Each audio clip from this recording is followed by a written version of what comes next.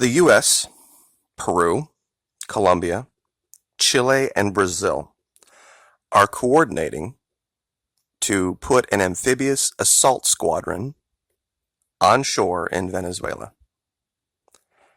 I have been looking into this for some time, and all of the pieces of the puzzle are now out there. I'm not exactly sure who is in charge of vetting articles that go out on USNI, but clearly it's nobody that has anything to do with naval intelligence, or this article would have never seen the light of day.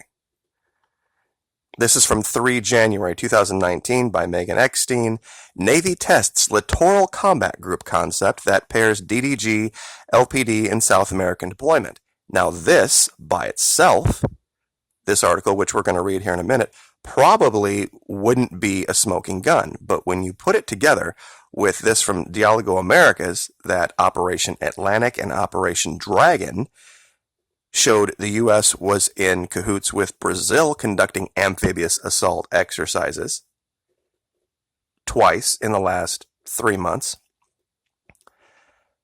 Also, that we have the leader of Brazil saying that he is open to hosting a United States military base, and we have a Marine Corps general warning against, and this was from August of last year, that man actually coming into power, and now they're having to protect that man with UAVs, helicopters, and satellites. We're going to cover all this more in depth, but the most important thing is this article, because this details the U.S. plan. The Navy deployed a new ship pairing, a destroyer, DDG-51, and an amphibious transport dock to test out a new concept that could supplement amphibious squadrons and surface action groups as a formation in future operations. USS Somerset, USS Wayne Meyer, and Special Purpose Marine Air Ground Task Force Peru deployed together as Littoral Combat Group 1 in November and December. Now here they detail doing this for humanitarian reasons, if there were a disaster, also with the Ecuadorian Navy to counter illegal, unregulated, and unreported fishing, among other activities. I'll link this article, you can read it in detail for yourself, but the most important part is here. The goal of the LCG-1 deployment was to work out the command and control, which placed a Navy captain as the commodore of 2 ships and the SP-MAGTF, as is the case with the commodore of an amphibious squadron who oversees an amphibious-ready group and Marine expeditionary unit. Now, the most important part is this. The focus of the deployment was on command and control, not the actual mission that a DDG and LPD could conduct together. It's easy to see how the Littoral Combat Group could be, and pay attention to this, could be useful higher up the range of military operations. The DDG firing missiles at an enemy defense system to allow the Marine forces to move ashore. The Marines using their MV-22 Bravo aircraft in support of the DDG's maritime security mission at sea, and so on. So this was the real idea, that they were seeing how they could actually deal with, and down here it also says peer-to-peer. Peer-to-peer enemies. We've heard that term before. There are no peer-to-peer enemies in South America other than China and Russia in Venezuela. But I'll leave this for you to read on your own. Now, like I said, that by itself, maybe training is training. But 2 separate operations with the U.S. and Brazil, Atlantic 5 and Dragon 39. And Dragon 39 took place 1,000 miles inland, where they simulated an ocean and conducted amphibious assault exercises.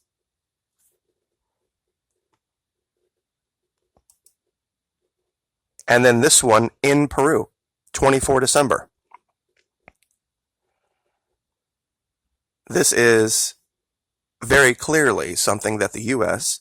and South American militaries are focusing on. And there are 3 separate locations to find this. Dialogo Americas. This is USNI. Now, the connection with Brazil, if The current leader of Brazil was the most popular man in the country, and given that he has a firm vice grip on the military, why would they need UAV, helicopters, and satellites to protect him? Continually, not just for the inauguration, they're going to continue. The Horus Squadron, operated by satellite, will act by providing data for the security and defense forces. So clearly this guy isn't nearly as popular as what you might think. And a 44-year veteran of the United States Marine Corps, recently retired, gave a warning about generals becoming politicians. And this was August of last year.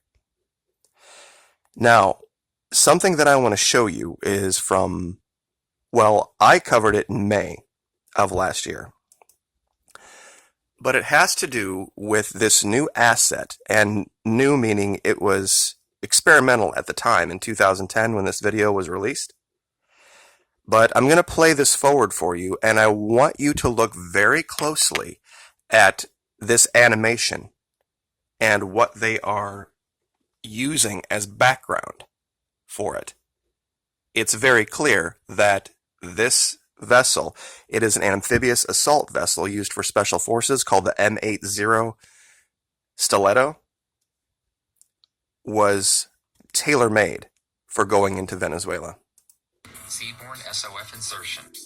Our first operational scenario involves a classic covert SOF insertion. For this mission, Stilletto's loadout can be tailored to include one 11-meter rigid hull inflatable boat, or RIB, to support a 12-man SEAL team and 4 Silver Fox unmanned aerial vehicles. Before Stilletto, surface SEAL team insertions were made by closing with a large amphibious mothership to within 35 miles or so of the target, and then having the team pound into the beach in the 11-meter RIB. Using Stilletto, the large high-value mothership can remain hundreds of miles offshore, while Stilletto securely and covertly transports the SEAL team and their 11-meter RIB at high speed without subjecting the team to the pounding of a long transit in the RIB. While en route, Stilletto can launch UAVs to fly ahead and scout a target area. As they proceed in towards their objective, the SOF team can use port and starboard mission planning areas aboard Stilletto to review maps and view real-time UAV intelligence. Under cover of darkness, Stilletto can deliver the team to within a few miles of the target, be it a coastal missile battery, WMD storage facility, or hostage rescue site. As the mission progresses, Stilletto can serve as a C2 center, coordinating team communications and intelligence from the UAVs and other sensors. Once the mission is complete, Stilletto can retrieve the team and the RIB. A helicopter can extract rescued hostages as Stilletto returns to its amphibious mothership. Real quick, I'm going to stop here. I just want to show you the graphics in the background. What we have is a coastal area that is literally right on top of a mountain range. Now, let me show you a picture of Venezuela and Caracas. This is Caracas, Venezuela, and literally there is a giant mountain range that runs right along the water between the capital city and the Caribbean Sea, and it goes all along the northern coast of Venezuela. To my knowledge, this is the only place in South America where you have a capital city in this close of proximity to that type of shallow water and a mountain range. But we're going to continue because there's even more evidence. Over the horizon. This is scenario 2. The operational scenario examines a complex coastal and riverine command and control mission. For this mission, Stilletto's loadout can be tailored to include 2 3-meter unmanned surface vehicles stored in the central part of the cargo bay in lieu of the 11-meter RIB, and 4 unmanned aerial vehicles for broad area surveillance. For the extended mission, Stilletto is also reconfigured with extra planning space, crew sleeping quarters, and mess areas. With its unmanned aerial... We're going to stop right away. We have a mountain area next to a water area. We have a refinery, and we have a bunch of gantries and dock ships. This is literally an image of this part of Venezuela. Lake Maracaibo. This is your shallow water. There are refineries over here. There are shipping ports over here. Punta Fijo, Punta Cardon. And over here, you could also make the case for Puerto La Cruz. This is 2 different locations easily in Venezuela. We'll continue. Vehicles, and from a distance offshore, Stilletto can monitor the entire operational area. As a C2 command center for half a dozen 11-meter patrol boats, Stilletto can maintain broad area surveillance of the harbors, oil refineries, offshore oil rigs, and commercial waterways to be protected. When close-in surface coverage is required, the unmanned surface vehicles can be launched from Stilletto.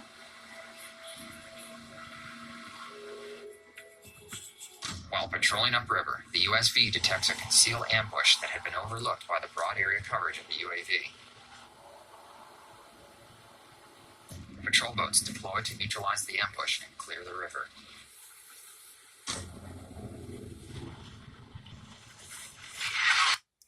All right, now I want to stop here again. What do we have? We have a river that comes in and we have a whole bunch of buildings in the background. What looks like a major city.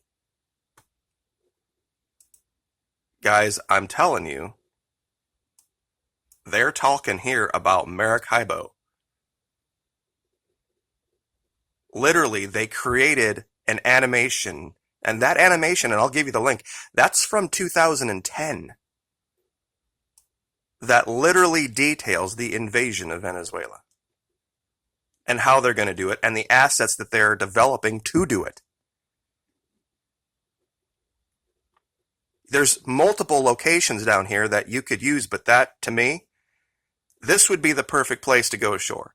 Because you would have cover from Aruba, Curacao, and Bonaire, the Dutch here. You would have support over here from Colombia, and you could literally cut the entire country off right through here and control all of this oil. You could probably do it simultaneously over here as well, isolating Caracas with the center part of the country, and then let the Brazilians come right through the south. But that's just spitballing.